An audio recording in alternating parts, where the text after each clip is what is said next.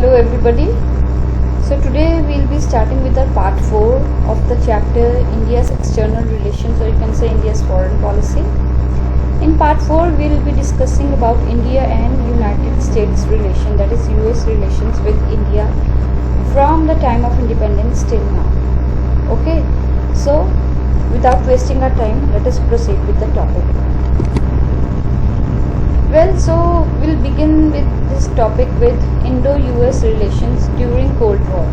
Now we have done enough of Cold War, but still I'll tell you the time period. The time period of Cold War, it was 1945 with the end of Second World War till 1991 when the USSR disintegrated. Russia, it got disintegrated. Now it was that time period during which India got independence, that is in 1947. तो 1947 से लेके अब तक US और India के क्या relations रहे हैं वो सारा हम इस टॉपिक में करेंगे. अब कोल्ड वॉर पीरियड के बीच में 1947 से लेके 1991 तक में इंडिया और यूएस के रिलेशंस कैसे थे? दे वर नॉट वेरी गुड, बहुत अच्छे नहीं थे. उसका रीज़न क्या था उसका? बेसिकली जब ये कोल्ड वॉर हुआ तो पूरे का पूरा world it got divided into two parts. एक साइड यूएसए था, एक साइड यूएसएसआर था. Some countries they were taking the side of USA, some countries were on the side of USSR. तो जिसकी वजह से power blocks were there and people they were joining either USA और USSR. But India को जब independence मिला तो India ना तो यूएस का हिस्सा बनना चाह रहा था, ना यूएसएसआर का. रीज़न बीइंग उनको था अगर हम इनके साथ जुड़ गए हम तो फिर अभी इंडिपेंडेंस मिले हम तो फिर डिपेंडेंट हो गए. फाइन. तो इसकी वजह से इंडिया ने एक पॉलिसी अपनाई, दैट वाज नॉन अलाइंग मूवमेंट. अब 1961 में ये पॉलिसी आई. अब इस पॉलिसी के कारण इंडिया और जो यूएस के रिलेशंस थे वो स्ट्रेंड रहे, वो अच्छे नहीं रहे, क्योंकि यूएस को वो पॉलिसी पसंद नहीं थी, जिसके कारण इंडिया यूएस का पार्ट नहीं बन रहा था. Because India had taken independent stand on the international politics, on the international relations. तो इसकी वजह से यूएस को अच्छा नहीं लग रहा था कि इंडिया ने नॉन अलाइंग पोजीशन क्यों ली, क्यों यूएस का पार्ट नहीं बने, या उस साइड क्यों नहीं हुए या इस साइड क्यों नहीं हुए. Why it has adopted an independent position. Okay. So in 1954 United Nations made Pakistan a Central Treaty Organization, Central Treaty ALI. अब आपको पता है कि इंडिया और पाकिस्तान we are rivals, ठीक है, हम लोग दुश्मन हैं आपस में. अब दुश्मन दोस्त हो जाता है, यही होता है ना. अब इंडिया ने तो कोई भी पावर ब्लॉक ज्वाइन नहीं किया, बट पाकिस्तान ने यूएस को ज्वाइन कर लिया by getting entry into CENTO, that is central treaty organisation. ये यूएस का अलायंस था, जैसे यूएस का अलायंस नेटो था, एक सीटो था, एक ये सेंटो था, ठीक है. तो पाकिस्तान बन गया यूएस का अलायंस, बट इंडिया नहीं बना. Fine. In 1961, India became founding member of non-aligned movement to avoid involvement in Cold War power play. India ने क्या पॉलिसी अडॉप्ट की? नॉन-अलाइंग मूवमेंट की, कि इसमें हम किसी भी पावर ब्लॉक का एली नहीं बनेंगे. Ally means friend. हम उनको ज्वाइन नहीं करेंगे, हम अलग रहेंगे, हम ना उसके साथ है ना उसके साथ है, बट हम इन दोनों को मिलाने की कोशिश ज़रूर करते रहेंगे, मीडिएटर ज़रूर बनेंगे, but we will not become the part of this power play और this politics. Third one, India cultivated strategy and military relations with Soviet Union to counter Pakistan-US relations. अब आपको पता जब 1971 की वॉर हुई थी ना इंडिया और पाकिस्तान की, तो जब ये बांग्लादेश वाली वॉर हुई, बांग्लादेश जब इंडिपेंडेंट हुआ, बांग्लादेश बना, तो इस वॉर में यूएस की बहुत हद तक पाकिस्तान की बहुत हद तक हेल्प किसने की थी? यूएस ने, क्योंकि यूएस और पाकिस्तान अलाए हैं. वो पाकिस्तान सेंटो का हिस्सा बना हुआ है, तो नेचुरल सी बात है कि यूएस पाकिस्तान की हेल्प करेगा. तो इसलिए इंडिया कहीं ना कहीं टिल्ट हो गया यूएसएसआर की तरफ वॉर के टाइम पे, because we need resources, we need moral development, we need some kind of help. तो इंडिया ने पाकिस्तान यूएसएस के साथ एक ट्रीटी साइन की, that is treaty of friendship with USSR. आपने पढ़ा हुआ इस ट्रीटी के बारे में, ट्रीटी ऑफ फ्रेंडशिप के बारे में अपने second chapter end of bipolarity में. सो ये 20 ईयर्स के लिए 1971 से 1991 तक के लिए ये फ्रेंडशिप की ट्रीटी साइन हुई थी बिटवीन इंडिया एंड यूएसएसआर, जिसकी वजह से जो यूएस है उसको और बुरा लगा कि उनको लगा इनडायरेक्टली इंडिया ने ज्वाइन तो यूएसएसआर को कर ही लिया ना, फाइन। तो मतलब इसलिए इंडिया और यूएस के रिलेशन अच्छे नहीं थे। बट जब यूएसएसआर डिसइंटीग्रेट हुआ, जब ये कोल्ड वॉर ख़त्म हुई 1991 में और यूएसएसआर डिसइंटीग्रेट होके 15 डिफरेंट कंट्रीज़ में चेंज हो गया और हमारा वर्ल्ड जो बाइपोलर वर्ल्ड था वो यूनिपोलर वर्ल्ड बन गया, तो उस वक्त बहुत सारे चेंजेस आए ये इंटरनेशनल रिलेशंस में। उस वक्त से इंडिया और यूएस थोड़े करीब आए, थोड़े उनमें एक से पॉजिटिव नोट दिखाई देने लगा। एक दो चेंजेस हुई थी 91 में। एक तो ये वर्ल्ड यूनिपोलर हो गया था, सिर्फ यूएस ही सुपर पावर रह गया था, तो हमने यूएस के साथ पंगा क्यों लेना, ठीक है। दूसरा, इंडिया ने पॉलिसी स्टार्ट की थी लिबरलाइजेशन की। प्राइम मिनिस्टर वीपी सिंह थे और उनके अंडर वीपी नरसिम्हा राव और उनके अंडर फाइनेंस मिनिस्टर थे डॉक्टर मनमोहन सिंह। तो उन्होंने लिबरलाइजेशन की पॉलिसी स्टार्ट की। अब जब लिबरलाइजेशन की पॉलिसी स्टार्ट हुई, लिबरलाइजेशन मींस इंडिया ने फॉरेन कंट्रीज़ को बोल दिया कि इंडिया में आके इन्वेस्ट करो और इंडिया भी इंपोर्ट एक्सपोर्ट में बहुत एक्टिवली पार्टिसिपेट करेगा, जो हमने ग्लोबलाइजेशन चैप्टर में किया सब, ठीक है। तो ये जब लिबरलाइजेशन स्टार्ट हुआ और ऊपर से वर्ल्ड यूनिपोलर बन गया और यूएसएसआर की जो पावर थी बाइपोलर में वो ख़त्म हो गई और वो छोटे छोटे कंट्रीज़ में बट के रह गया, तो उस वक्त there was the shift in the change of US and India relations. काफ़ी चेंज आया। अब वो क्या चेंजेस आए हम आगे देखते हैं। Okay, relations in the post cold war era. अब कोल्ड वॉर के बाद का टाइम पीरियड, दैट इज़ 1991 के बाद का टाइम पीरियड। 91 के बाद इंडिया और यूएस के रिलेशंस में पॉजिटिविटी आई, अच्छा एक रिलेशन बना। कैसे? इंडो यूएस बायलेटरल का मैंने मीनिंग आपको पहले वाली वीडियो में समझाया, जहाँ दोनों कंट्रीज की तरफ से अच्छा रिलेशन इन्वॉल्व होता है। They have developed into global strategic partnership with signing off comprehensive global strategic partnership agreement during visit of president Donald Trump in February 2020. The frequency of high-level visits and exchanges have gone up significantly in recent past. अब आपको पता है पीछे अभी ये फरवरी की बात है, अभी इस ईयर फरवरी 2020 में डोनाल्ड ट्रंप इंडिया आए थे, ठीक है। आपको पता है मीडिया ने भी इस चीज़ को कितना हाईलाइट किया था और किस तरह से उनको वेलकम किया गया और कितना पैसा खर्च हुआ हमारा इंडिया का डोनाल्ड ट्रंप के वेलकम में। तो जब ये जो सेकंड वाली इमेज दी हुई है, दिस पिक्चर, ये उसी मीटिंग की है when Donald Trump he visited India basically. तो इस वक्त नरेंद्र मोदी जो प्रेजेंट हमारे प्राइम मिनिस्टर है और डोनाल्ड ट्रंप के बीच में बहुत सारे एग्रीमेंट साइन हुए, बहुत सारे, ठीक है। जिनमें से एक बहुत इंपॉर्टेंट एग्रीमेंट था comprehensive global strategic partnership agreement. ये जब डोनाल्ड ट्रंप इंडिया में है तब साइन हुआ। तो ये पार्टनरशिप, ये एग्रीमेंट इटसेल्फ ही एक बहुत बड़ा प्रूफ है कि इंडिया और यूएस के रिलेशंस बहुत इम्प्रूव हो रहे हैं, क्योंकि हम एग्रीमेंट्स और हम ऐसी चीज़ें तो उन्हीं कंट्रीज़ के साथ साइन करते हैं ना जब वो हमारे रिलेशंस अच्छे होते हैं। और दूसरी बात, Narendra Modi he also visited US number of times, बहुत बार। ये जब से ये 2014 में पावर से आए हैं उसके बाद से ये बहुत बार यूएस भी जा चुके हैं और इन्होंने अपने रिलेशंस यूएस के साथ अच्छे किए हैं। Two countries have instituted structural dialogue. अब इन्होंने, मैंने आपको बताया बहुत सारे एग्रीमेंट साइन हुए थे। वो बहुत सारे एग्रीमेंट किन किन चीज़ों को लेके थे? ईस्ट एशिया के discussion, Central Asia, West Asia, Africa, Indian Ocean region, Indian Ocean और उधर से अमेरिका के नीचे कौन सा ओशन लगता है? Pacific ocean. तो उसको बेसिकली इंडो पैसिफिक ओशन एक न्यू नेम दे दिया गया है, वो वहाँ से लेके यहाँ तक इंडो पैसिफिक एरिया। तो इन सब चीज़ों को लेके, इन सब कंट्रीज़ को लेके, इन सब एरियाज़ को लेके, इनके ट्रेड को लेके, इनके साथ डीलिंग्स को लेके इंडिया और यूएस में बहुत सारे एग्रीमेंट हुए। और अभी हमारा जो रिलेशन है यूएस के साथ प्रेजेंटली, बिकॉज डोनाल्ड ट्रंप जब से इंडिया में विजिट किया उन्होंने, तो हमारे रिलेशन बहुत अच्छे हैं यूएस के साथ। And more over I have told you, prime minister Narendra Modi he is also visiting America number of times and he had developed good diplomatic relations with US. और एक चीज़ और, 1991 के बाद जितने भी यूएस के प्रेसिडेंट्स बने, आपको वहाँ पता है प्राइम मिनिस्टर नहीं होता, उनकी प्रेसिडेंशियल फॉर्म ऑफ डेमोक्रेसी है।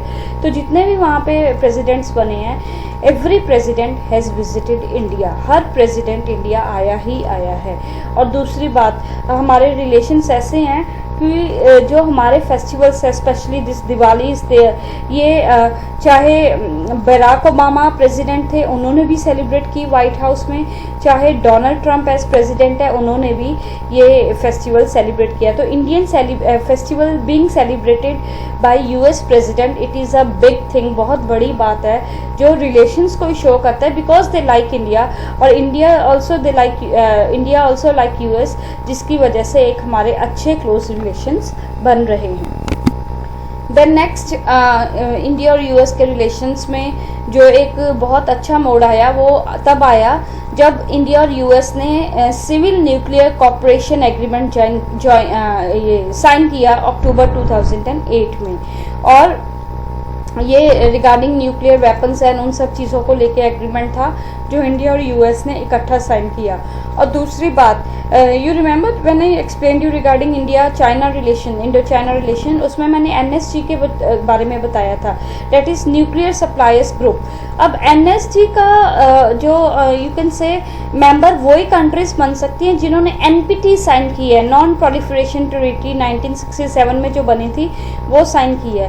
बट इंडिया ने वो ट्रीटी साइन नहीं की थी क्योंकि इंडिया को लगता था ये ट्रीटी डिस्क्रिमिनेटरी है। Why discriminatory? क्योंकि एनपीटी का में क्या था कि 1967 से पहले जिन कंट्रीज के पास न्यूक्लियर वेपन्स वगैरह हैं वो उसको प्रोड्यूस कर सकते हैं आगे भी, और बाकी कंट्रीज जिनके पास नहीं है वो नहीं कर सकते। तो ये तो डिस्क्रिमिनेशन हुई ना, कि जो डेवलप है वो तो डेवलप रहेंगे, जो अभी डेवलपमेंट की तरफ जा रहे हैं उनको बोला गया तुम तो नीचे दबे रहो, तुम इस कैटेगरी में, इस न्यूक्लियर एरिया में डेवलप नहीं कर सकते। फाइन, तो इसलिए इंडिया ने वो ट्रीटी भी साइन की थी। तो ये एक रूल है एनएसजी का कि जो एनपीटी साइन जिसने की है वो एनएसजी का मेंबर बन सकता है। But India is not a member of NPT, but फिर भी यूएसए ने सपोर्ट दिखाया कि because India wants to become member of NSG का मेंबर बनना चाहता है, और चाइना उस चीज़ के लिए अड़चन डाल रहा है। चाइना इंडिया को मेंबर नहीं बनने दे रहा, ये कह के कि पहले अगर इन्होंने एनपीटी तो साइन की नहीं तो इसका मेंबर ये कैसे बन सकते हैं। बट यूएसए ने इस चीज़ में इंडिया को बहुत बड़ी सपोर्ट दिखाई है कि India can become the member of NSG, जो हमारी कंट्री के लिए, हमारे लिए एक बहुत बड़ी बात है। बिकॉज यू नो पूरा वर्ल्ड इज बीइंग सेइंग कि non proliferation treaty NPT sign वाले मेंबर्स ही एनएसजी में जाएंगे। बट यूएस इंडिया को सपोर्ट कर रहा है ये कह के कि India can become the member, although India बना नहीं है, but US has shown the support which is a big positive sign for India. Then after that, regarding defense relationship, India has become a major pillar in Indo-US strategic partnership. There has been increase in defense trade, joint military exercises, cooperation on maritime security, etc. Aggregate worth of defense acquisition from US has crossed US $13 billion. Now what is there? Basically India और US के बीच में defence का जो relationship है वो भी बहुत स्ट्रॉन्ग है। आई हैव टोल्ड यू, ये जैसे civil nuclear cooperation agreement sign हुए, ऐसे बहुत से एग्रीमेंट डिफेंस को लेके इंडिया और यूएस के बीच में साइन हुए हैं। और जो मिलिट्री एक्सरसाइजेज है through out the world, you know India being a part of United Nations और यूएस भी यूएन का पार्ट है, और जो मिलिट्री एक्शंस होते हैं वर्ल्ड में किसी कॉमन चीज़ को लेके, इंडिया और यूएस हमेशा उसमें साथ होते हैं, सपोर्ट ईच अदर। और मैरीटाइम सिक्योरिटी, ओशंस वगैरह में जो सिक्योरिटी वगैरह, इनमें भी इंडिया ने और यूएस ने काफ़ी एग्रीमेंट साइन किए हैं। तो जो डिफेंस एक्विजिशन फ्रॉम यूएस, हमने यूएस के जो डिफेंस से हमने, ऑल्दो हम लोग रशिया के ऊपर ज़्यादा डिपेंड होते हैं एनर्जी सेक्टर में, डिफेंस सेक्टर में, बट हमने यूएस से भी काफ़ी सपोर्ट ली है, काफ़ी हेल्प ली है, and that value has crossed $13 billion US. Then after that, three core agreement in the defense sector are, अब डिफेंस सेक्टर में आई हैव टोल्ड यू कि बहुत सारे एग्रीमेंट साइन हुए हैं। जो 3 मेन एग्रीमेंट साइन हुए हैं मैं उनका नाम आपको बता रही हूँ। ऑल्दो यू अगर आपसे ये नेम्स लर्न होते हैं यू कैन डू इट, अगर नहीं होते तो at least you can do the abbreviations of that, ठीक है। तो first one is general security of military information agreement, then logistic exchange memorandum agreement, that is LEMOA Then communication compatibility and security agreement, that is COMCASA, making India a major defense partner of America. ये तीनों agreement US और India के बीच में sign हुए हैं, जिससे India US बहुत अच्छे डिफेंस में पार्टनर्स बन चुके हैं। और चौथा एग्रीमेंट भी इम्पॉर्टेंट एग्रीमेंट भी साइन होना था, but due to this COVID situation, corona virus की सिचुएशन के कारण वो पोस्टपोन हो गया, वो अभी साइन नहीं हो पाया। So you can learn the abbreviations of these agreements at least. So let us proceed further now. Then next one, from a modest, अगर हम ट्रेड की बात करें, from a modest 5.6 billion in 1991 में मैंने बोला था हमारी लिबरलाइजेशन की पॉलिसी स्टार्ट हुई इंडिया में, ठीक है। तो उस पॉलिसी के में जब 91 में हमारा यूएस का ट्रेड था वो 5.6 बिलियन डॉलर्स तक था, अब वो 105 बिलियन डॉलर्स तक हो चुका है 2018 में। और ये कहा जा रहा है कि अगले कुछ ईयर्स में, मतलब एक टारगेट रखा गया कि 500 बिलियन डॉलर्स तक का ट्रेड एटलीस्ट इंडिया और यूएस के बीच में होना चाहिए। So we have very good trade relations also with US. US के लिए इंडिया बहुत बड़ी मार्केट है और इंडिया यूएस के काफ़ी प्रोडक्ट्स यूज़ करती है। मोरओवर इंडिया के प्रोडक्ट्स की मार्केट भी है यूएस। तो both the countries they are dependent on each other for trade purpose, and both have joined hands in a trade purpose. Then US is the fifth largest source of FDI in India in 2019-20. 2019-20 के data के according जो India में foreign direct investments होती हैं, जो foreign investors India में आके अपनी इन्वेस्टमेंट करते हैं, तो यूएस फिफ्थ लार्जेस्ट सोर्स है, फिफ्थ नंबर पे यूएस आता है इंडिया में इन्वेस्टमेंट्स के मामले में। Then many agreements have been signed for cooperation in energy, education, space and technology. मैंने डिफेंस का बताया, मैंने ट्रेड का बताया, उसके अलावा इंडिया और यूएस में और भी बहुत सारे एग्रीमेंट्स हुए हैं एनर्जी को लेके, एजुकेशन को लेके, स्पेस को लेके, science and technology. Education means हमारे बहुत सारे स्टूडेंट इंडिया के they go to US for higher studies, तो इन चीज़ों को लेके बहुत सारे एग्रीमेंट साइन हुए हैं। तो अगर हम इन सब के बारे में पढ़ने लगे तो our video will come to over round 2 to 3 hours and बहुत लंबी हो जाएगी। And it is very vast topic, बहुत ज़्यादा एग्रीमेंट है। We can not discuss each and every this agreement, but we can just say कि इन sectors में हमारे एग्रीमेंट्स हुए हैं यूएस के साथ। The 3.5 million plus strong Indian Indian American community is an important ethnic group in US, accounting for about 1% of total population in the country. India, आपको पता है बहुत सारे इंडियंस यूएस माइग्रेट कर चुके हैं। जो यूएस की जो टोटल पॉपुलेशन है उनमें से 1% population is of Indians. And ये एक बहुत बड़ा हम जब एथनिक कॉम्पोजिशन बनाते हैं, हमने श्रीलंका का बनाया था 10th में, हमने बेल्जियम का बनाया था, तो 1% को तो हम कंसिडर करते ही हैं। तो जब अमेरिका का एथनिक कॉम्पोजिशन बनता है तो उसमें इंडियंस भी आते हैं, which is again a very important factor of good relationship between India and America. तो just see the number 3.5 billion plus लोग हैं जो इंडियन ओरिजिन के हैं who are staying in US. और इसके अलावा देयर इज़ अनदर थिंग, आपने देखा होगा कि यूएस की डिफेंस में भी मैनी इंडियंस आर देयर, उनके इंजीनियर्स में, उनके हाई प्रोफेशनल्स में, उनके बिजनेसमैन में, उनकी बहुत बड़ी बड़ी कंपनीज के जो सीईओ हैं वो इंडियन ओरिजिन के हैं। And more over in government sector also, government में भी Indians are there. You might have heard the name of Bobby Jindal, he is Indian who is working in American government. ऐसे और भी बहुत सारे लोग हैं जो इंडियन ओरिजिन के हैं and who are working in American government. ये किस लिए है? Because we have so many people around, see the number 3.5 million people Indian origin are there who are living in America. So ये चीज़ एक Indian और अमेरिकन रिलेशंस को बहुत स्ट्रॉन्ग बनाती है। This community comprises of large number of professional businessman, this I have discuss. इसको हम बोलते हैं diaspora, US diaspora means Indian people transferring to US and they are living their life there, they are having their livelihood there. So this is the transfer of population from India to US, because of which we have good relations between India and US. Then proceeding next, we have Indo-US relation major irritants.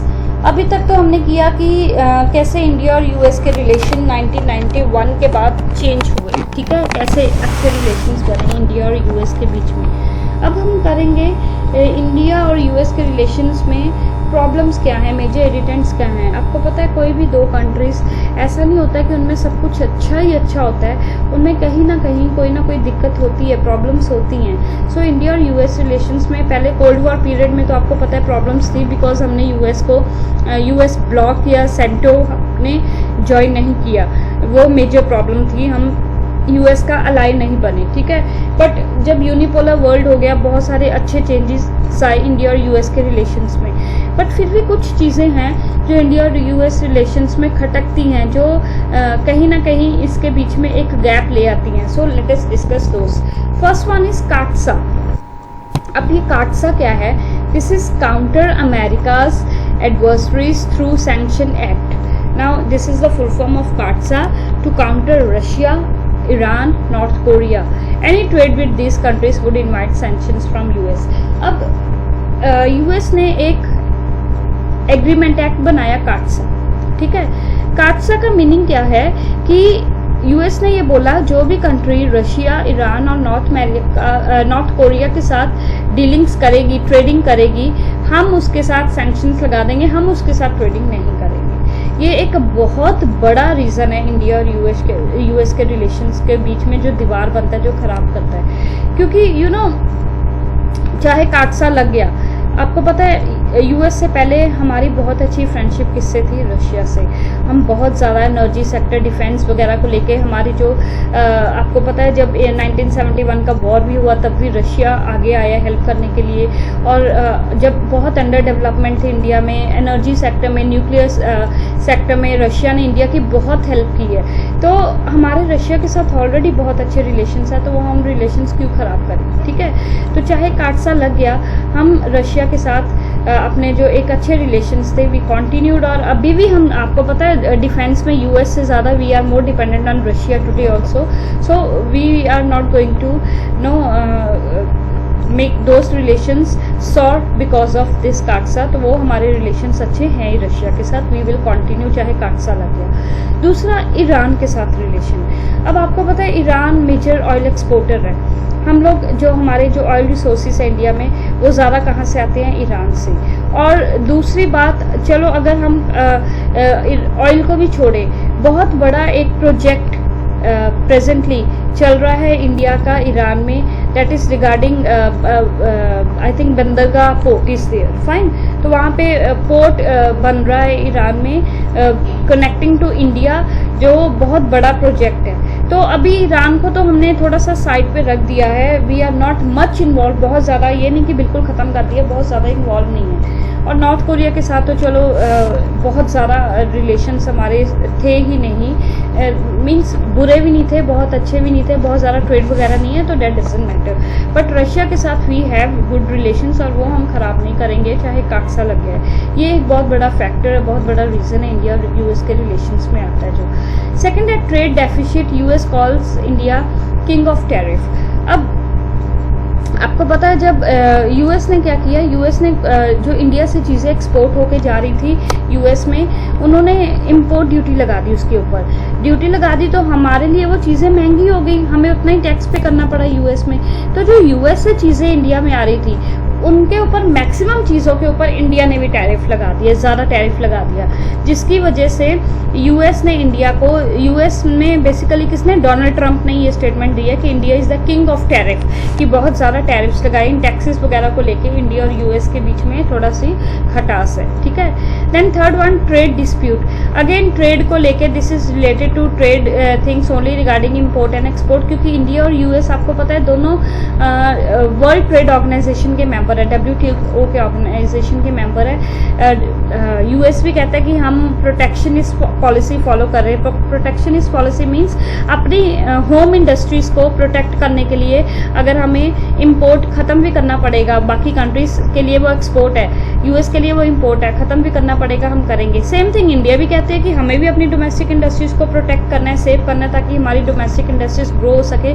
तो हम भी जो बाहर से चीज़ें आएंगी या तो वो बैन करेंगे या उसके ऊपर टैक्सेस ज़्यादा लगाएंगे। तो इन चीज़ों को लेके there has been clash between India and US। The next one, visa restriction, H1B and H4 visa. Now many of you know that ये H1B वीज़ा, H4 वीज़ा, अभी रिसेंटली आप टीवी न्यूज़ में भी देखते हो कि इन वीज़ाज़ को लेकर डोनाल्ड ट्रंप बहुत स्ट्रिक्ट रूल्स बना रहा है, लॉस बना रहा है। ये इंडिया के लिए एक बहुत बड़ा वरी फैक्टर है। क्यों? क्योंकि हमारा बहुत सारा स्टूडेंट H1 वीज़ा या H4 वीज़ा के ऊपर गया, वहाँ पे सेटल हुआ, वहाँ पे हमारे इंडियंस काम कर रहे हैं। तो अगर इन चीज़ों के ऊपर रिस्ट्रिक्शंस लगे, उन लोगों को वापस आना पड़ेगा, तो वो एक अच्छी बात नहीं है, अच्छी चीज़ नहीं है, क्योंकि they are earning foreign exchange, living there, India के लिए फॉरेन एक्सचेंज अर्न कर रहे हैं। और moreover Indian people developing in different parts of the world एक पॉजिटिव फैक्टर था। तो अगर इन वीज़ा रिस्ट्रिक्शंस की वजह से उन लोगों को वापस आना पड़ा या सैंक्शंस या टैक्सेस वगैरह पे करने पड़े, तो that is not good for India. The next one, silence on state sponsored terrorism of Pakistan into India. अब आपको पता है कि 9/11 अटैक हुए थे अमेरिका में। उससे पहले पाकिस्तान और US के बहुत अच्छे रिलेशन थे, बट जब से 9/11 अटैक हुए, ऑल्दो अफगानिस्तान बेस्ड थे, पर कहीं ना कहीं ये भी बोला जाता है पाकिस्तानी टेररिस्ट भी इन्वॉल्व थे। तो एक कहीं ना कहीं US और पाकिस्तान के बीच में एक दरार आ गई थी छोटी सी, टेररिज्म को लेके। हर कोई पाकिस्तान को टारगेट करता था टेररिज्म को लेके। बट उसके बाद फाइनली क्या हुआ कि अब हम रिसेंटली अभी क्या देख रहे हैं, पाकिस्तानी टेररिज्म, जहाँ इंडिया ब्लेम करता है टेररिस्ट को। आपको पता है अटैक्स होते रहते हैं जम्मू कश्मीर एरिया में। जब इंडिया UN तक वो बात पहुंचाता है या बात करता है इंटरनेशनल लेवल पे कि पाकिस्तान ने ऐसा किया, पाकिस्तान टेररिज्म को प्रमोट कर रहा है, पाकिस्तान में बहुत टेररिस्ट है, तो वहाँ पे इंडिया ने क्या नोट किया, US चुप्पी साध के बैठा है, US चुप बैठा है। क्या कारण है? Because of the relations between Pakistan and basically this US। Pakistan और US के रिलेशन क्या है वो हम अगले पॉइंट से डिस्कस करते हैं, अफगान पॉलिसी से। अफगानिस्तान में आपको पता है अफगानिस्तान वॉर हमने किया। अफगानिस्तान में आपको पता है US ने अपनी फोर्सेस रखी हुई थी, जिसमें से काफ़ी फोर्सेस उन्होंने विड्रॉ भी कर ली, ठीक है, वापस भी चली गई। ये कब से US की फोर्सेस है अफगान में। बट उसके बाद अभी भी थोड़ी बहुत फोर्सेस है। US ये चीज़ मान गया कि वो अपनी फोर्सेस को अफगान से वापस ले लेगा, और जो अफगानिस्तान में गवर्नमेंट रहेगी वो किसकी रहेगी, तालिबान की, ठीक है। तो इंडिया इस चीज़ में, इंडिया को ये चीज़ पसंद नहीं, क्योंकि इंडिया को लगता है कि तालिबान की गवर्नमेंट क्यों, जो वहाँ के लोकल अफगान्स हैं, पठान्स हैं, उनकी गवर्नमेंट क्यों नहीं, क्योंकि जो तालिबान्स हैं वो कहीं ना कहीं they are supported by Pakistan. वहाँ पे कहीं ना कहीं टेररिज्म में इन्वॉल्वमेंट है कहीं ना कहीं, और वो पाकिस्तान सपोर्ट करता है उन तालिबान्स को। और यहाँ से ही पाकिस्तान और US का जो पिछले वाला पॉइंट है, पाकिस्तान और US का रिलेशंस में एक बॉन्डिंग दिखाई देती है, एक स्ट्रॉन्गनेस दिखाई देती है, ठीक है, because Pakistan is supporting Taliban, और US भी कह रहे हैं यहाँ पे तालिबान की गवर्नमेंट बैठेगी। बट इंडिया कह रहा है तालिबान की क्यों, वहाँ के जो लोकल अफगान्स थे, जो एक्चुअल पाश्तून लोग वगैरह थे, उनकी गवर्नमेंट क्यों नहीं, ठीक है। तो यहाँ पे प्रॉब्लम है इंडिया और पाकिस्तान के व्यू पॉइंट्स में, अफगान को लेके, अफगान पॉलिसी को लेके, जो एक मेजर फैक्टर है इंडिया और US के रिलेशंस के बीच में, जो एक अड़चन है। Is it clear? So these are the major issues. अगर हम डिटेल में जाएं तो बहुत सारी चीज़ें आ जाती है, जो पॉजिटिव भी हैं और जो नेगेटिव भी हैं, but we can not discuss all those things. और जो हमारा CBSE ने टॉपिक दिया, that is changing dynamics of relations with US, with Russia, with China and with Israel, ये टॉपिक है। तो चेंजिंग डायनामिक्स में तो जो प्रेजेंट में चल रहा है वो बताना बहुत ज़रूरी है। हम लोग 91 तक या कोल्ड वॉर तक या 2000 तक नहीं बैठ सकते ना कि कैसे रिलेशन थे। चेंजिंग डायनामिक्स मीन्स प्रेजेंटली कैसे चेंज हुए, प्रेजेंटली क्या है। तो दैट इज़ वाई हमें प्रेजेंट सिचुएशंस को बताना बहुत ज़रूरी है, which of course is not given in your books. Present situations तो दी नहीं हुई हैं कहीं पे भी। तो you just see this video, और जो आपका आंसर बनेगा US और इंडो रिलेशंस में, ये सारी चीज़ें if you will add, you can score good marks out of 10. Okay, so here I finish up with this topic of Indo-US relations.